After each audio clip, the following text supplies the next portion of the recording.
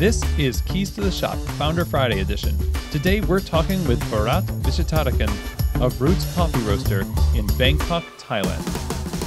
Well, hey everybody, and welcome to another episode of Keys to the Shop, where we give you insights, inspiration, and the tools you need to grow as a coffee service professional. My name is Chris DeFiorio. I'm your host for the show. Thank you so much for joining us on this Founder Friday edition, the last one of 2020. It's such a good episode, and really can't wait to share this with you. We learn a lot about coffee in Thailand from our guest today, and so get ready for that. Now, if you haven't subscribed to Keys to the Shop, I would encourage you to do so. Just hit subscribe wherever you get your podcasts. Also, share these episodes with a friend who you think can really benefit from the information. And if you love Keys to the Shop and what we do, if it's helped you in your business, your career, if you would consider giving a 5-star review over at iTunes, that would be really amazing. A rating or review, whatever, it really just helps to get the show more visible and get more people this information and these conversations. So thank you so much to those of you who have already done that. Also, I want to let you know that I'm so honored Keys to the Shop has been nominated for a Sprudgie Award for Best Coffee Podcast. You can go vote for Keys to the Shop over at sprudge.com. I have a link in the show notes to do that. And it's a privilege to serve you all through this platform for these last 4 years. So thank you very much. And also, I want to let you all know that Keys to the Shop, on top of doing this podcast, offers consulting and coaching for you and your business. Whether you're just starting out in the coffee industry, starting your first coffee bar, and you just want to know how to get things going in the right direction and have someone to walk alongside of you, or if you have an operation already and you want to level things up, you want to level up management of your people and the quality of your coffee, there's lots of ways that Keys to the Shop Consulting can help you, whether remotely or in person. And I would encourage you to email me and let's have a conversation about it. You can reach out to me over at chris@keystotheshop.com. That's CHRIS@keystotheshop.com. And I look forward to hearing from you and how I might be able to possibly help you in your coffee journey. Now, today's Founder Friday episode is brought to you by Prima Coffee. One of the amazing things about Prima Coffee is not just that they keep their finger on the pulse of what's happening in specialty coffee equipment and curate an amazing selection for you to choose from, but as equipment suppliers, they work really hard to outfit you with the right gear for your circumstance. So whether you're talking about espresso machines, grinders, brewers, or even things like under-counter refrigeration, they've got you covered. If you go to prima-coffee.com, you can check out that selection and also see that they have a lot of resources in the form of articles and videos to help equip you with knowledge about coffee and about the equipment. And that's why I love working with them, is because they're all about helping you be successful in specialty coffee. So I would encourage you, go to this website, prima-coffee.com/keys, use the code KEYS5 at checkout and get 5% off your entire order. Again, that's the code KEYS5 over at prima-coffee.com/keys, and you can get 5% off your entire order. So if you're in the market for commercial equipment, then I highly suggest that you check out prima-coffee.com/keys. Today's episode is also brought to you by the awesome Pacific Barista series. They are the global leader in plant-based performance beverages because their products actually perform on the bar, because they're created for people who perform on the bar, who work behind the counter making lattes, and they have high standards. And so when Pacific puts out a product, it's been bench tested by some of the world's best baristas before it hits your shelf. They have an extensive selection of options, all of which can take the heat from steaming, provide amazing silky texture for latte art, and keep the balance of the beverage focused on the coffee. So important, and your plant-based customers are going to love you for this. Go visit their website over at pacificfoodservice.com to find out more information, get it in your store, and try it for yourself. If you want the best in quality plant-based beverages, then you need to be serving the Barista Series from Pacific. Okay, well, today we get the honor of talking with the owner of Roast Coffee and Eatery and Roots Coffee Roaster in Bangkok, Thailand, Varat Vichit-Vadakan. Varatt is the founder and managing director of Think Beyond, and his businesses not only include Roast Coffee Eatery and Roast Coffee Roasters, but also the popular community space, The Commons. In addition to all this, Varatt is the 2014 Barista Champion of Thailand. And his coffee companies have been instrumental in shaping the coffee culture in Thailand and in Bangkok. His roastery sources 100% of their coffee from Thai coffee farmers, making a complete circle from origin to consumer in Thailand. And it's a really fascinating story on how he got started in this business, how he built these businesses, and the lessons that he learned early on through some critical failures and successes, and how they came to really become instrumental in supporting Thai coffee farmers and showcasing Thai coffee to the world. This is such a great conversation with a true coffee professional doing amazing work, changing the landscape of coffee at an origin that we don't hear enough about in Thailand. And he does such a great job giving us insights as a business owner and as a representative of Thai coffee. So I hope that you're ready to learn a lot today and be inspired. Here now is my conversation with Varat Vichit-Vadakan. Varat, welcome to Keys to the Shop. I'm really honored to have you on the show. Thank you for having me. Yeah, and this is, the more I dug into your story and your coffee shop and your eatery and all you've got going on in Bangkok, the more fascinated I became. And so this, I think, is going to be a really great conversation. You have an interesting history getting into the coffee business. I wonder if you would share how you found yourself becoming focused on developing these concepts, the coffee bars, roastery, the eatery. How did this all begin for you? Actually, it all kind of started off kind of like an accident in a way. I was working in marketing and advertising agency. That was in 2006, I think. And I had an opportunity to come out and start a small company with a friend of mine. At that chance, at that age as well, I jumped at it, right? Not thinking about it too much. And to keep the long story short, I was let go from the company. I was, that was not, so fortunate. But, so I became, jobless after just a few months of leaving that, my job. And I spent a lot of time at that point, in, chain coffee shops, just, hustling and trying to get, jobs here and there, consulting here and there, freelance jobs here and there.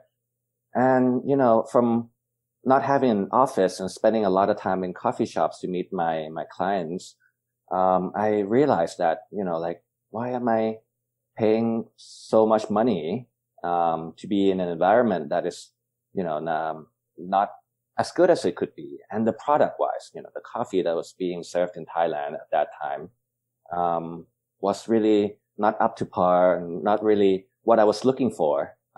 So, out of just curiosity and interest at that time, I started learning more and more about coffee, what is coffee? There is specialty coffee, and what is it? And I started, learning how to brew coffee just for fun on weekends, going to, the few coffee shops that we have in Bangkok, or when I travel abroad, try to go and see all the specialty places. And then from then on, for about a year, I became more and more interested in the topic, I guess. And, in 2007, I decided that, maybe it's time to turn kind of my interest and my passion at that time into something that I could use as a job, as a mean to live. And I started a small cafe, a 16-seater with, 2 other people, with a goal to really, kickstart or launch the specialty coffee scene then, which was at that time was non-existent. That's kind of how it all started in 2007, I think. Yeah.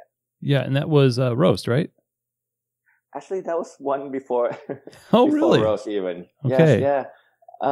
It was called Ohana. And literally I just rented, front of someone's house. They used to park cars there.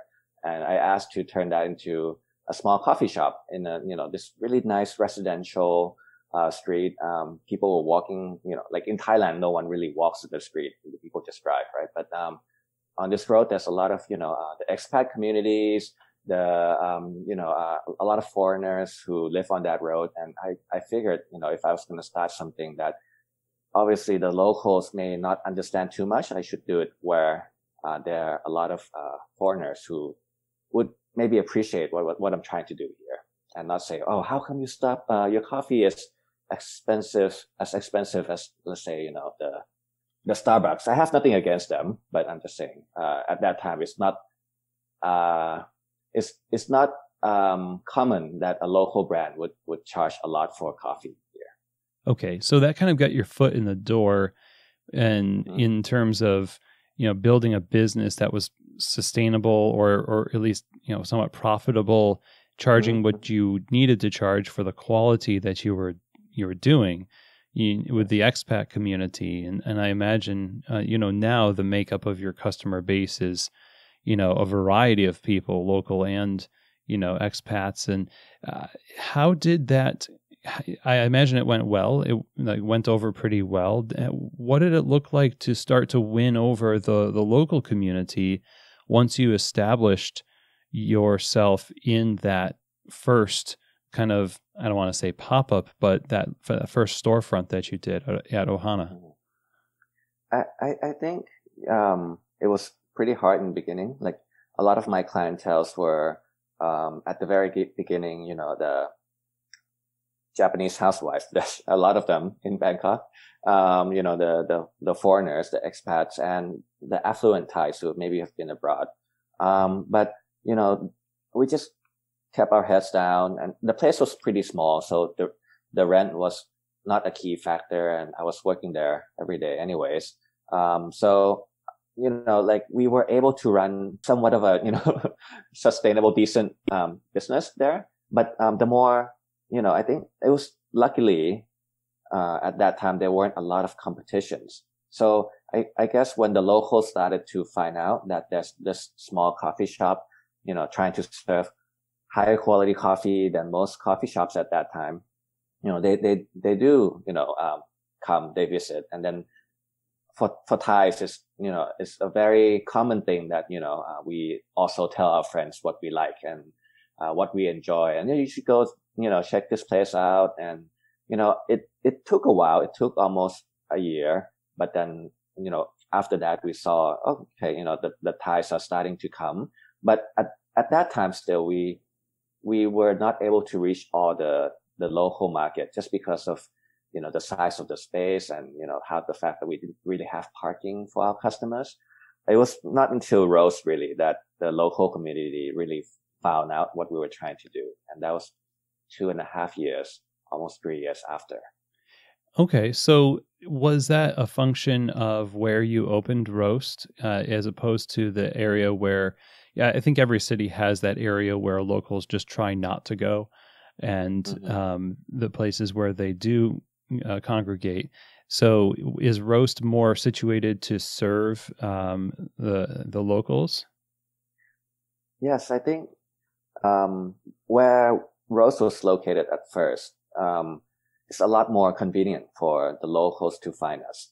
We're in more of a, happening area. It's called Thong Lo. If I have to compare to the United States, maybe, be more somewhere more, downtown than, with like lots of restaurants and bars kind of everywhere, so we were in a better location, than the first one.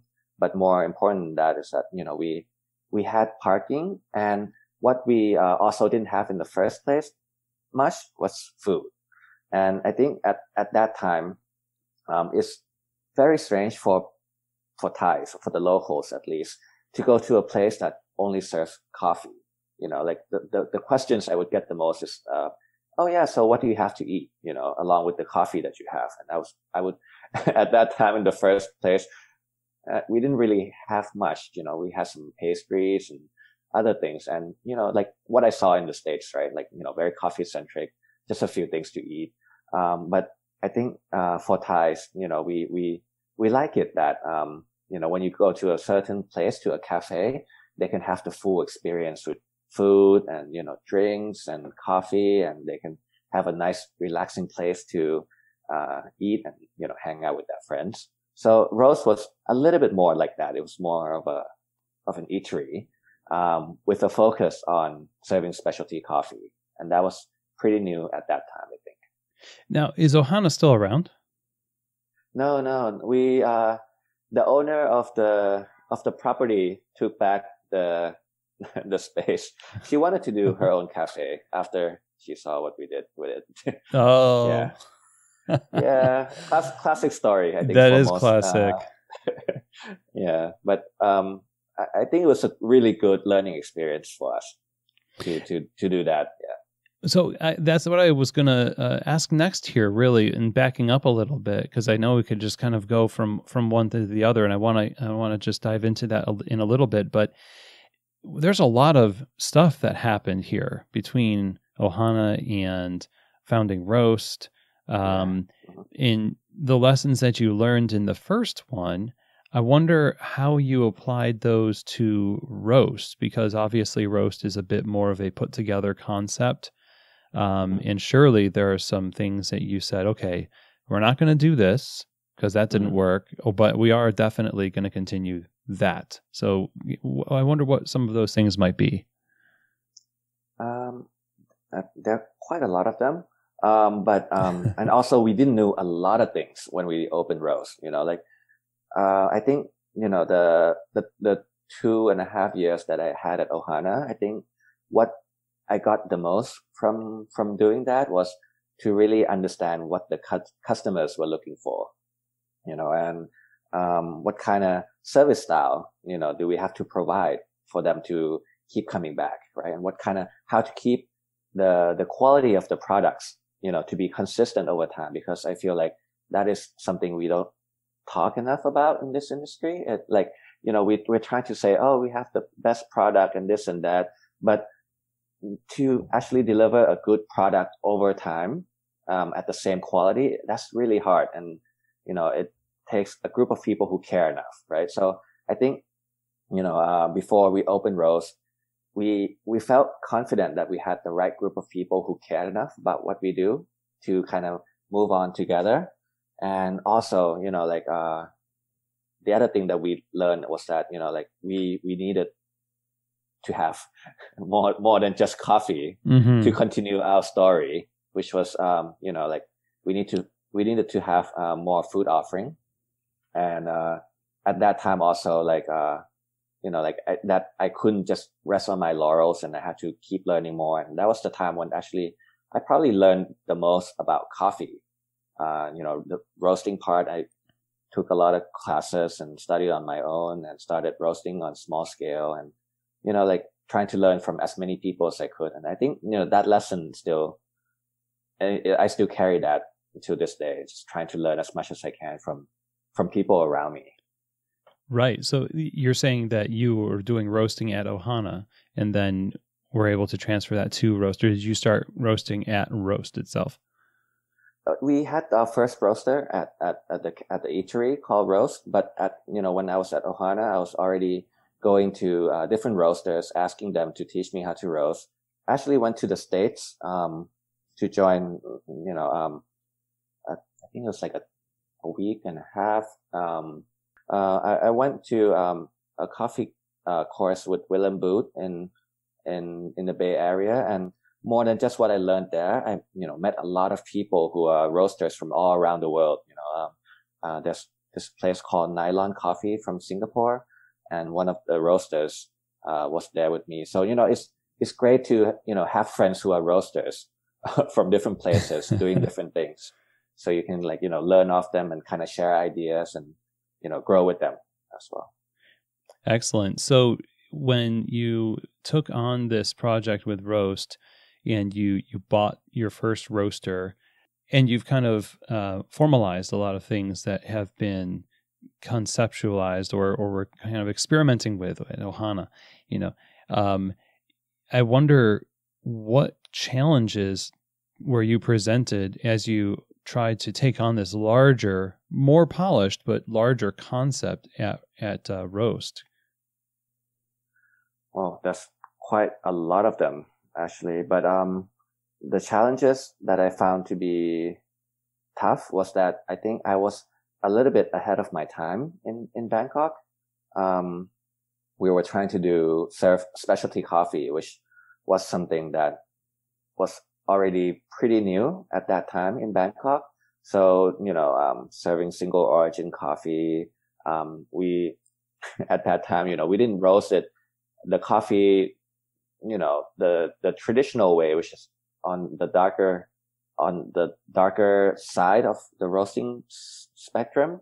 And the coffee was a little bit, it has acidity, so people complained about that. And so, it took a lot of effort to try to, explain to them or, I don't really like to use this word to educate them, but in a way we were doing that and just trying to have them be open up to see another side of, what we do. I think that was a big challenge.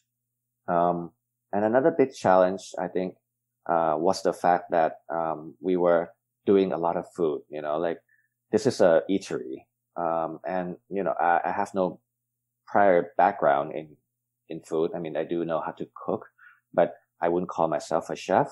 And, it was hard in the beginning because we were trying to launch, the brunch scene in Bangkok, serving breakfast and, brunch. And at that time, that was not really a thing here. So, it was a lot to kind of showcase people, to explain to people what we're all about and to get people to be open and, interested in what we do. But luckily, I think, even though we were a little bit ahead of time of, for the specialty coffee and the brunch scene in Bangkok, I think this, the boom of the social media at that time was just starting to happen. So we had a channel to explain about, who we are to the people that, could potentially be our customers. So, it was a big challenge, but, we tried our best to kind of educate and try to explain to people what we're trying to do. What is the traditional scene, or what is the traditional way of drinking coffee in Thailand that not that you had to wean people off of necessarily, but that you had to sort of add your way of doing coffee and specialty coffee to the mix? What are most people used to in Thailand for coffee on the daily basis? There are two types of coffee in Thailand. One is the very traditional local type of coffee.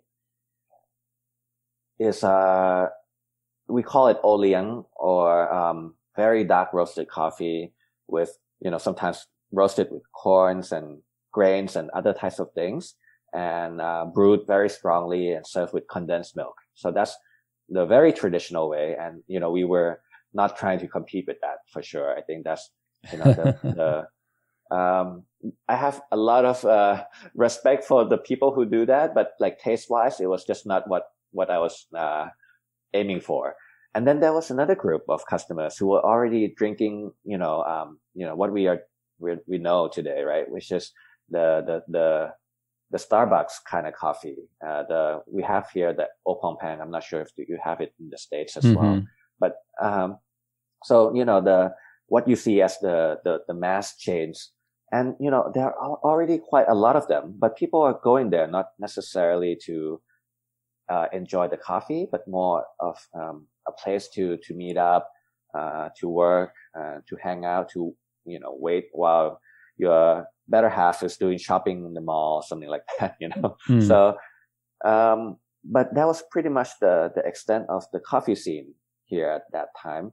I mean, there were a few people who were doing specialty coffee like I was, but we were small, and I probably could count all of them in my hands, at that time. So we were trying to get people to say, oh, there's also the specialty coffee scene that, we care about, where our coffee is from. We, try to be as transparent as we can about, where the coffee is sourced from. And more important than that is, let's really talk about, the brewing and the flavors that, and the specialness of this coffee, that was something still pretty new at that time. And that's something that we were trying to maybe push forward. When did you turn a corner with that? So you have all of the goal of winning people over to this new way of coffee. When did you start to really realize that this is starting to become sort of a household thing for people, and we are helping at Roast? This is something that we're seeing happening as a result of being open and serving people. I think, we were starting to see a trend of people who were interested in, the more special coffee, the single origin from Ethiopia, the interesting varietal from, Panama stuff, at Roast, maybe after the first year. But, we also realized that we couldn't really push it forward to the, where we would like it to be if we were still going to be serving coffee in an eatery. And it's kind of strange, the journey that I take, right? Because of the market readiness in Thailand. In America, I think people started off as a coffee-centric, brand, and then they moved towards to be, an eatery. But I think for us, we had to do that in the opposite way, because people weren't ready to have a coffee-centric brand. So we had to start it with Roast as an eatery, kind of get people to come in and try specialty coffee and learn about it that way. But I think we didn't really turn the corner until we started, our sister brand, which is now called Roots Coffee. That was in 2012 or 2013, maybe. That was when, our team at Roast, we were saying, we started off because we wanted to showcase, the specialty coffee to the Thai consumers, to the local consumers. We had a roaster in an eatery, and for the, year and a half, 2 years that we were there, people were more often saying, oh, what is this thing sitting in the cafe? Why is it making so much noise? And why is there smoke coming out of it? I'm trying to enjoy your meal, so we knew that we couldn't really achieve the goals that we set out first if it was going to be a part of an eatery. And then we decided that, along with a couple of people in the team, that, let's split out and, let's just geek out on coffee, and let's be small and just do a purely coffee-centric brand. And that was when Roots started. And I think that really turned the corner for us.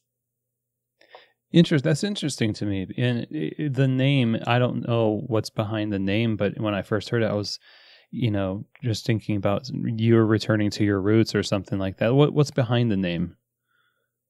Actually, that was pretty much it. I think, I think my life was turned kind of upside down after I found, that cup of coffee that, I really liked, right? That kind of changed my perspective on coffee. And I think almost every coffee professional will have that one memorable cup that kind of changed the way they look about coffee. Well, do you have yours? Oh, I do. Yeah.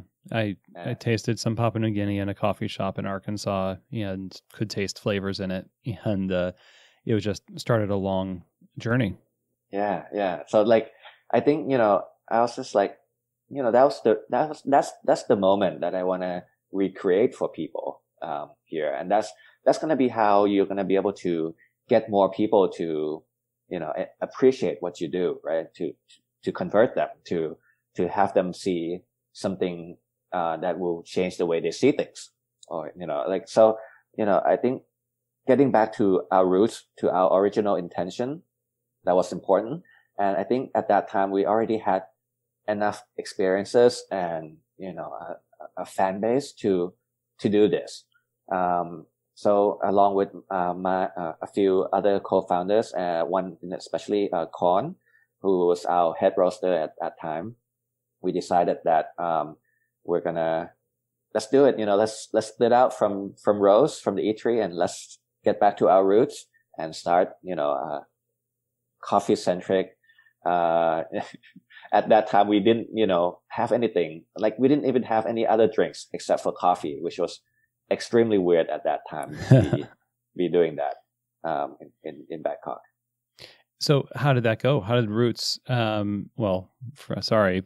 root? How did the concept go over with the locals? I think we had done it at maybe the right time. So I think the timing was correct. People were starting to, be interested in the specialty coffee, not just because of roast, but because of, a few, other people in the industry too, who were starting to come up, and the fact that, we started off, small. We were roasting coffee. So we moved the roaster out of the cafe because a lot of people were saying, oh, it smell and, there's making too much sound, in the cafe. So we moved that out. So we roast for ourselves and a few other, restaurants and cafes in Bangkok on Monday through Friday. And, Roots was just kind of like our coffee wholesale brand, but on the weekends we decided, hey, we have a small roasting area here. We could put a bar up here in another corner. Let's open a customer facing, shop, for people just to come in and talk to the roasters and, enjoy coffee on the weekends. And I think because we started, very small and, only on Saturdays and Sundays, we were really able to connect to the people who are truly interested in what we do, because of the conditions we set for ourselves, so it was lucky. Timing was right. We had the right people walking through the door, who were, very interested in what we do. And those people became our spokespeople. They became our tribes. Like they really appreciated what we were doing and what we were trying to educate the customers. And, they just kept sharing the news, about who we are with the people that they, thought would appreciate something like this. And from, the first weekend that we opened, the second weekend we were already full and, we didn't do any marketing at all, which was, really interesting. But people came in and they already knew what we were all about. So that was the lucky part, for how we started Roots. That's amazing. So are you still just doing weekends or did you expand to hours during the week? So that was in 2013, 14, something like that. Because of the facility and the time constraint, we were only opening on the weekends for the first couple years. And we said, oh, on the weekdays, you can go to roast. There's also food and other things as well. So that also helped roast. We started to open our first outlet, in 2016, a couple years later, and that became, daily operated coffee bar. Still kind of with the same philosophy of being extremely focused on coffee. But it's okay because I think now, by 2016, we had already built enough fan base and also specialty coffee was already coming into the scene at that time. Wonderful. Wow. So it's really awesome to see that arc of, starting out and seeing the business evolve alongside the tastes of the customers and how now you can have this coffee focused concept daily and have it work, whereas you started out and you couldn't really do that and you needed to sort of win people over. I love this evolution. And, you had mentioned in the beginning that you have to have a team of people that are on the same wavelength, that are trying to do the same thing. They're enthusiastic about the vision and mission, et cetera.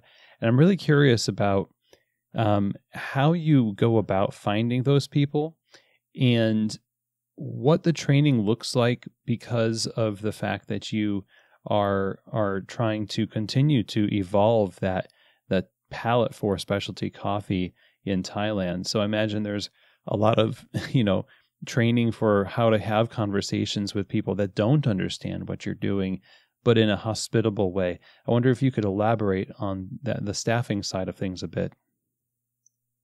Yeah, I think the staffing side is probably the most crucial to a successful hospitality business or F&B business. It's really hard to find the right people. I think the best way to find the right people is for you to be extremely passionate about what you do and try to share it, to show that to as many people as possible. Because when you're extremely enthusiastic or passionate about something, I believe it also has this kind of weird energy that, you know, it will attract similar types of people to come and, you know, to see you. And then from the fact that they know you, maybe over time, they might be interested in working with you. And actually, a lot of my most senior people were my customers at first. My executive chef, Johnny, you know, extremely talented chef, who looks after Rose and, another restaurant called Akin. He was my customer at Ohana, you know, at the first ever cafe. Our head roaster, Con, also the co-founder of Roots, he, you know, back then we just wanted people to know more about specialty coffee. So I also held public cuppings from time to time at our place, you know, just free public cuppings to get people to come and kind of, you know, start the community here in Bangkok. And that's how I met him. And over a couple of years, you know, like, he was working as a roaster somewhere else, and then he decided to join us, you know. So like, I think just showing to the world who you are, what you're interested in, and just, you know, keep showing kindness and, also, like gratitude to, you know, the fact that you're able to do what you do every day, that just showing that to people, I think, you know, in some weird way, more and more people will kind of know about you, and they will be drawn to you, and they will, if you have the right conversations or the right moment, then a lot of those people would become your someone, maybe your colleagues or your partner even. I think that is one way to get the right people to join you. Like, and now it's not that hard because I think we're extremely clear with Roots who we are. You know, like in our like, let's say job posts, when we post on social media, we don't say, oh, we're looking for a barista with this skill, that skill, whatever. We just say, you know, if you're interested in, you know, showcasing what Thailand has to offer, and you have an interest in coffee, and you like to, you know, have an impact on someone's lives, whether it be the customers or the farmers or the producers, you know, come talk to us. Because I think, you know, like the training can be done. Like we can teach people how to brew coffee, but you cannot teach someone to be kind. You cannot teach someone to care about other people and how they feel. You cannot teach someone to, be, you know, curious and want to be a learner. Like these are the kind of things that I think our team is looking for from a potential, colleague, you know, more than the actual hard skill, because that all can be taught. And we have a team of trainers who, you know, one who can, you know, train about, you know, the cupping, the roasting side, and, you know, another team who, you know, focuses on shots calibration, you know, milk texturing, latte art, you know, coffee information. You know, I that we don't teach our, you know, like there's not a Bible to teach our team to talk to customers. We just tell them what this coffee is about, what the person who's growing this coffee is all about. And then each person can have their own spin on how to tell the story. You know, like that's, I think it will be, you know, more robotic and not natural if you have to tell the, you know, this is 1, 2, 3 that you're going to have to tell the customers about this coffee, right? Yeah. It's just, yeah, I don't think it would be charming that way anyways. Well, that's great. Yeah. Giving people the freedom to have a unique expression of the same value to different customers. Yes. Yeah. That makes a lot of sense. I mean, and imagine that you just get people that are a lot more self-motivated and bought in early when they are on the same values wavelength. I would be, you know, I would be able to absorb information faster and really push myself to do technical things better if I knew the vision and mission behind it was something that was near and dear to my heart. So I guess if you get those people that are really passionate, just like you all are, as a new hire, they're going to be gung-ho for learning cupping and latte art and doing a closing checklist really well because it's important to them too, right? I mean, I don't claim to have 100% of my staffs are that way. I think for Roots, most of the people are that way, right? But some of them, you still need to, okay, you see the glimpse and the potential, but you still have to nurture it. You still have to, have them meet the actual farmers or take them to the origin, for that to really, truly, spark their interest or not, I wouldn't say interest, but that, passion that, your work means something a lot more than just making coffee, right? But some of that will also come with time. But yeah, we definitely look at, the character of the person and, more of who they are and what ticks them, what makes them want to learn more than that, are they good at making coffee? That's not really, the priority here, I guess. Great. That really is interesting to me that you said when you see somebody that needs a little extra help, that your first comment was that you maybe get them a little closer to the story, or maybe get them a little closer to the meaning and the mission. And it's not the immediate thought is, well, we need to reintroduce you to the employee handbook. Well, we need to tell you what to do more. And it seems like your focus is on, we need to tell you why we do what we do more instead. Yeah, I think that's the most important. And I think luckily Thailand as a country, we have just this amazing structure, right? Coffee ecosystem. We're a producing country and, we have actually a very exciting producing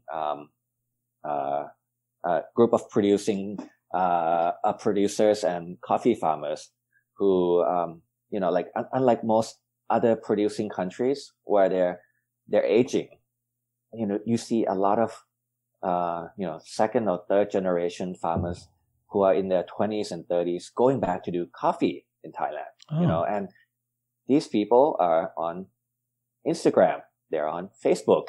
They at some point they were maybe studying in university in the city.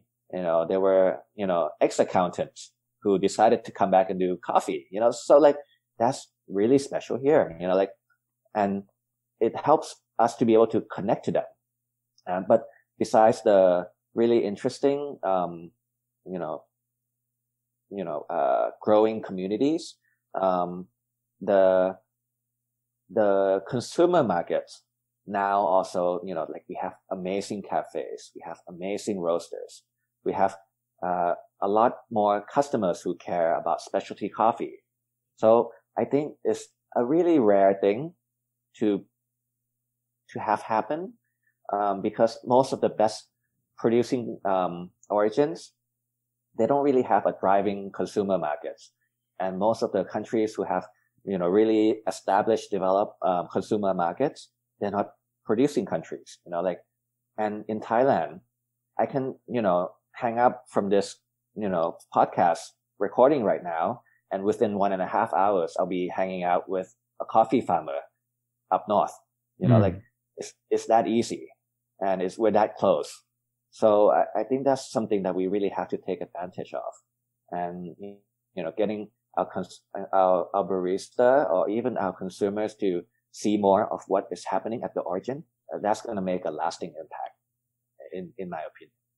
For sure. That is a magical thing. And it's really encouraging to hear that kind of age of farmers. So you're talking about the problem of legacy and the aging farmer population. I had not even heard that, there were so many young producers in Thailand. And I guess what I hear about, Thailand and as a producing country is that it's, something that is really starting to emerge quickly in the specialty coffee scene. There's articles that keep on popping up about it more increasingly over the last even 2 or 3 years, as I've remembered. But I want to kind of go into that a little bit and learn what your approach to sourcing and showcasing the coffees of Thailand has been and is now. Like, how did you start focusing on sourcing and showcasing these coffees in your businesses, and how has your approach to that evolved as your business has expanded and become established? I think, like for most Thais even, or we have even established a bias against Thai coffee very early on. We've always thought, oh, it was, there's no good Thai coffee. Like Thai coffee, it can't be specialty coffee. Like that's how I maybe thought about Thai coffee when I first started. But like the more I tasted, and the fact that like after the first few trips of going up to see the coffee farms and how they process coffee and the people behind the coffee, the more I knew that we're on to something pretty special. It was in 2013 that I've met one of the farmers that we are still currently working with, and I went over to their house and they offered me coffee, and I was like, oh, this is so awesome. I can't believe I'm going to have coffee at the coffee farm brewed by a coffee farmer. I was really excited, right? And they went into the house and they made me a Nescafe, instant coffee. Oh, no. I was really, I was shocked, right? I was like, you have coffee, everywhere. How come you're not drinking your own coffee? And, for them, it's just a crop, they're just growing it. And then, by a particular time, someone will come in with a pickup truck and they will buy it by the kilos or the pounds. And that's it. That's the extent of their interaction with coffee. They grow it and they pick it and then they just sell the cherries to, someone. And I thought that was really, really sad, and that had to change. Actually, so a couple months later, I brought back their coffee and I brew it for them, with an AeroPress, and they drank it, and that was the first time, they had their own coffee. And I think for me, that was special. And that was kind of like the turning point for me as well. And before that, we sourced coffee from all around the world, and, from Ethiopia, from Panama, from Guatemala, and Papua New Guinea. That was actually one of my favorite coffees. Nice. But, I just felt like this is something has to change. And, we have a lot of people growing coffee here, but they must know about their coffee to improve their own coffee, and from that time, we as a group started to say, oh, let's, put more emphasis into showcasing Thai coffee. Let's really go out there and try to see who care about growing their own coffee and how can we work with them, and how can we showcase this to, change the minds of not only the local coffee drinkers, but maybe, people around the world as well, that, Thailand is an interesting producing country, and from then on, we, put more emphasis in, at one point, we were just driving around, the north of Thailand looking for great coffee. We found, another person from Be Inspired Coffee who were, running around, looking for great Thai coffee to be showcased as well. So we started, looking more and more into serving Thai coffee along with our, imported coffee. And actually when I competed in the national barista competition, in 2014, I decided that, that was going to be my message. I was going to say, oh, it's time that we also look within, because we have great coffee here, but no one is paying attention. And, when luckily our team won and we won on the national stage, I think that also changed a lot of people's minds about, what Thai coffee can become as well. So that was how I first shift the sourcing, to become more locally at that time. Well, yeah, congratulations on that. And yeah, I imagine that would have really steeled your resolve to continue on that trajectory in sourcing Thai coffee. And when I go on your website, I think it looks like it's all Thai coffee. Is that right? Yeah. So I think after that, we're not blinded by the fact that, Thai coffee is not going to be able to compete with the 90 plus of the world. We had good coffee. It was like at that time, maybe 7 years ago, the coffee that we were sourcing were 82, 83, at the most 84 score. But, we try to get the best out of that 83, 84 score, but we were still importing a lot of coffee from everywhere.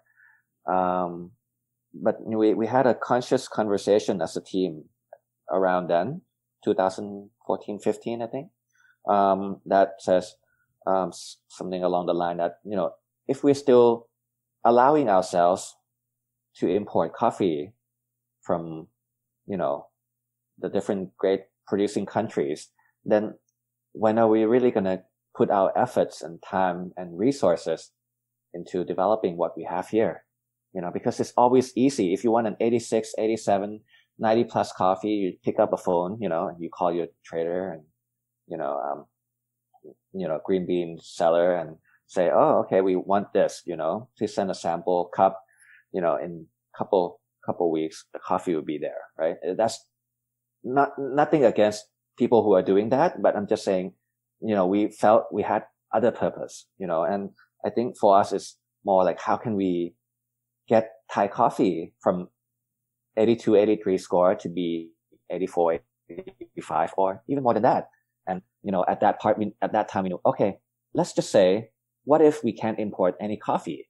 Let's spend, that money that we're going to have to import coffee from everywhere and spend it on our trips, to meet farmers, to look at processing, to look at how they process, how they store, how they transport coffee to us. And maybe that way, we would get better local coffee. Another thing maybe for outsiders is that imported coffee in Thailand has a 100% import tariff. So let's say you're buying coffee for, $4 a pound. By the time it gets here, it will be $8. Wow. So yeah, we were already paying a lot of money for imported coffee. And, if we just focused on taking that extra money that we have to pay for tax to go improve the origin, to work with farmers and producers and processors, what can we do with that, shift of resource and shift of time? And we found out that, over the past 5-6 years, a lot can change. I think a lot of our coffee now, which is all Thai, we decided that we would go, using only Thai coffee and showcasing only Thai farmers and producers. And it's been, quite a few years now. And we see the results and the cup quality has increased a lot over the years. To the point where now I think, this is probably the best, we could do without, going deeper into the soil analysis and the planting of different types of varieties, that is not available here. And that's long game than the processing and the storing and the transport, everything. Is the increase in the quality from the time you started till now, is that because you're discovering better coffees, or is it because of the collaborations that you have and the feedback that you give to the farmers you have relationships with, or is it both? Both. Yeah. I think, naturally there are coffee that are really good in Thailand that is waiting to be discovered. And I'm sure there's still more that we haven't discovered.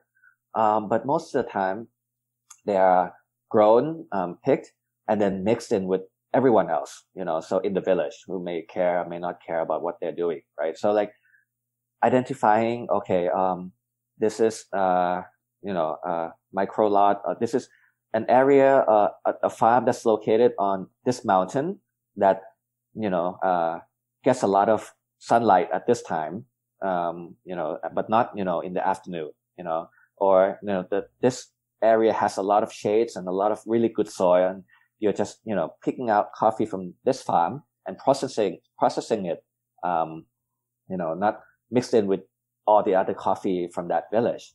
You can find better coffee that way.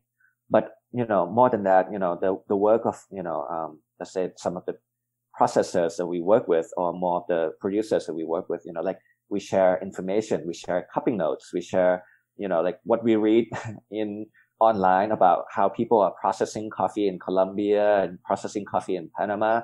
And hey, let's test it out here in Thailand and see the results, right? I think, like that is also what gets the coffee to be better through, more interesting types of processing. That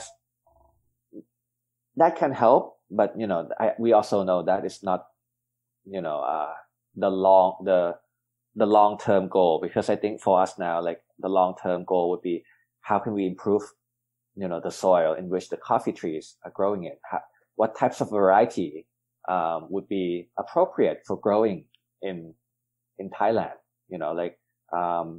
and that's it take a couple of generations for that variety to adapt to the local environment, for it to really have the right quality and the right yield, for the farmers as well. So yeah, it's a combination of a lot of different things, I think, that we do to improve quality with the origin. Did the people, okay, so now that it's 100%, and it has been pretty much 100% Thai coffee for a few years, compared to when you were sourcing from all these different origins, and you built your business around this, like multi-origin roasting concept, which most people do. Was it easy to sell people on this, or did they even notice? Is it even more popular now that people know this is our coffee, this is from the region? Does it make it easier to sell them on the concept of specialty when it's homegrown? Like, how did that transition go over with your consumers? I think, like it was our biggest concern, because, we were, the first few people who really introduced specialty coffee from all over the world, to the customers here. So, when we were changing to Thai coffee, some people would naturally be cynical and say, "Oh, yeah, you're trying to save costs, and is Thai coffee that good?" That kind of thing, right? So, actually, we had that process of transitioning to happen over time. So we started from 100% imported, and then over time we went to 75% imported to 50% imported. Now it's half and half, and we to showcase like the Thai coffee that are really good, but not the full selection, right? So Thai people are starting to believe, oh, it can be good, it's pretty good, and then we went to 25% imported. And when we went to 100% Thai, no one really complained, to our surprise, and I think we went out with a bang as well to say, oh, I think after all these years, our purpose is to really, discover, showcase, and improve Thai coffee, and we really want all of you to be a part of our journey, because we did it over time, and because we were clear what we were trying to do. Also letting them know that, it's not just Thai coffee. We call our coffee by the names of our farmers. So it became personal to the customers as well. They felt like they got to know, Sopa, who's the coffee farmer, up north here, and when Sopa comes to Bangkok, we invite her to talk to our customers. We do, little cuppings, we do little, meet and greet with the farmers, so it became not just like, oh, coffee from this farm by, from this country, but like by this person, right?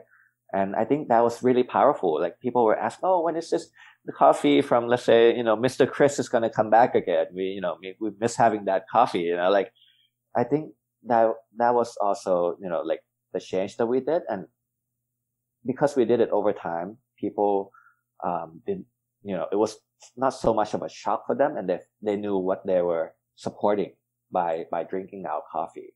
So I think, the transition was not too bad, or not as bad as I thought it would be. No, it's great to hear.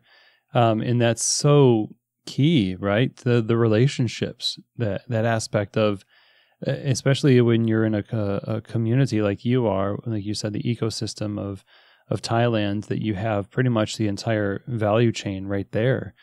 And you have the ability to create this closed system, basically, where you're enriching each other's lives. That's so unique. And I wonder, after looking back on all that you've been able to build with your team and in the community there, I mean, what would your advice be to other owners out there that are, let's say, owners in general, but also like owners or people who want to own coffee shops and roasteries that are in producing countries? Because I know that this is something that's increasing, as the value add to green coffee is increasingly in country, or people are interested in doing that. Coffee shops and roasteries are springing up more and more. What would your advice be, as someone who's walked that path, to them to run a good operation and integrate their country's coffee into their model and still be profitable and win people over? Oh, that's a really good question. I think for me, I'm not sure if my advice will apply to all the producing countries, but the way maybe we have done it is to understand where the market is, right? And we cannot be too many steps ahead of where the consumers are. Like, of course, like as a founder, or as someone who wants to be an owner of a coffee shop, we have our own ideals and we have our own dreams of what we would like the business to be. But not every country or every market is the same. And I think for you to really understand where the consumers are and where you want to be, and, is that gap too big? How can you bridge that gap, right? Like, if it's not that big, then, I think just go for it, be yourself, 100%. And, hopefully the customers will be able to understand what you're doing. But in the cases of many producing countries, I believe the consumers will not be able to understand exactly what you're trying to do yet, right? So or the market is not as developed yet. So what is the right context to do specialty coffee in your country, or to promote local coffee in your country, especially if people are already, biased or have a negative bias against your own product, right? I think, how do you get them in? Do you have to have, let's say, how I did it with, you have to have food options to get them to come in, and then you tell them about the local coffee? Or do you have to, have other types of coffee, or also local coffees, and started to, have that comparison happen and slowly shift over time? I think it will be different from country to country, but to understand where your consumers are, and, what is the most friendly way and the most understanding way to bridge that gap to where you want to be. I think that will be important. Take a look at that. And also know that nothing is going to happen overnight. Running a coffee shop is something that a lot of people want to do, but it's damn hard. I'm sure you can testify to this as well. It's a really hard business that, you don't make a lot of money from it. You can run a profitable business, but you're not going to, you're not going to be a millionaire, from it, unless you are able to scale, or, after a certain amount of time, if you get it right. So, be patient, and know what your goal is, and just try to do the best that you can there. And I think if you stay true to what you really believe in and stick to it, it will come.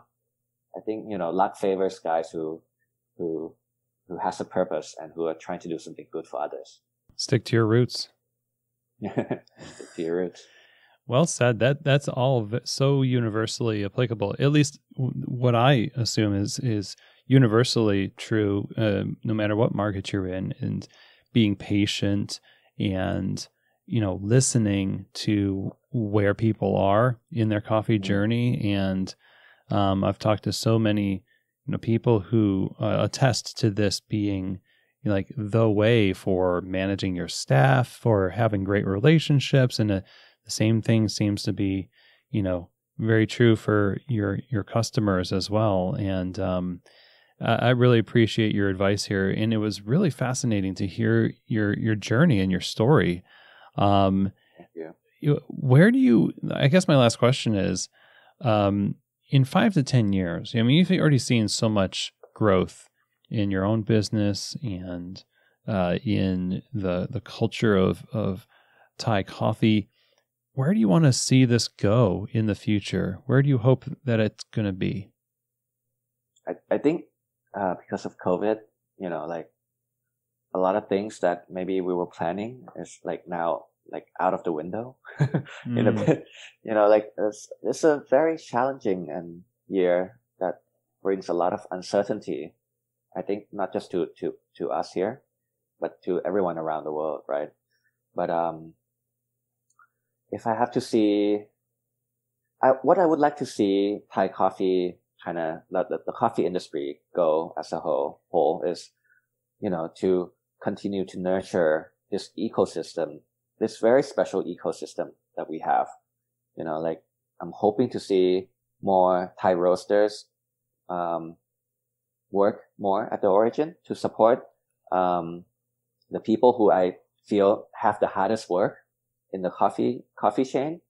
How can we, take what we get here from the customers, whether it be, the comments or, the preference or even part of your revenue, and bring it back to improve the quality at the origin. Like I would like to see that happen more, not just by Roots, but by everyone, in the industry, because that is something special and something that we all should try to take care of one another. I would like to really see, like, I know there's a lot of things happening behind the scene right now that maybe are not evident to the global coffee consumers, but we are planting a lot of really interesting varieties all across Thailand. A lot of Thai farmers are, they're now drinking their own coffee, cupping their own coffee. Like they're learning about a lot of interesting things that are happening around the world. So like, I'm hoping to see that maybe Thai coffee would be more on the coffee map on the international scene as well, not just, being appreciated, in this close ecosystem locally, but hopefully, somewhere in America, there are a few places right now in America and in Europe that are serving Thai coffee, but hopefully that would be more of a thing that people know of. It's like, oh, I really like coffee from Thailand, and it's special not just because of the flavor profile, but because of, how we as a producing country, like really do take care of each other and are able to build an ecosystem that really benefits everyone in the chain. I think we want to be known for that than to have a 95, coffee or something. Like I would rather have an 88, point coffee, like all across the board, but be known for having, farmers who are happy, who are making a good living, who are constantly improving things, like that would be the dream for me. Wow. That's perfect. Perfect. And may it come to pass sooner than later. Varat, how can we stay in touch with you and with Roast and Roots? Where can we go to learn more about what you're doing there in Thailand? You can check out our website, or Instagram or Facebook. I think it's just search, if it's a website, it's, rootsbkk.com, ROOTSBKK.com. BKK stands for Bangkok. So Roots BKK on the website, on Instagram, on Facebook. You probably can search all that and find us on all the platforms, I think. Thanks so much. We'll definitely put links to that in the show notes. Again, Varat, a really great time talking with you. Thank you so much for joining us on the show. Thank you so much for taking an interest in what we do here in Thailand. Thank you so much. Okay, everyone. Well, I hope that you enjoyed that episode and that it not only gave you some leadership and business insights, but also gave you some insights into the world of specialty coffee in Thailand.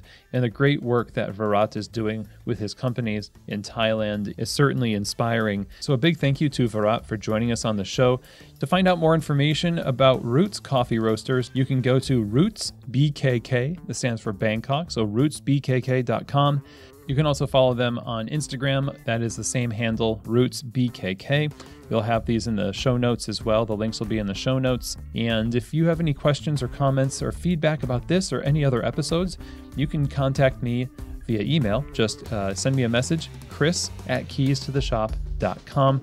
Again, that's also where you can reach out to me to inquire about Keys to the Shop consulting, chris@keystotheshop.com. And with that, that is the end of our episode today. Thank you so much for taking the time to join me today. And as always, I hope that this episode has truly given you keys to the shop.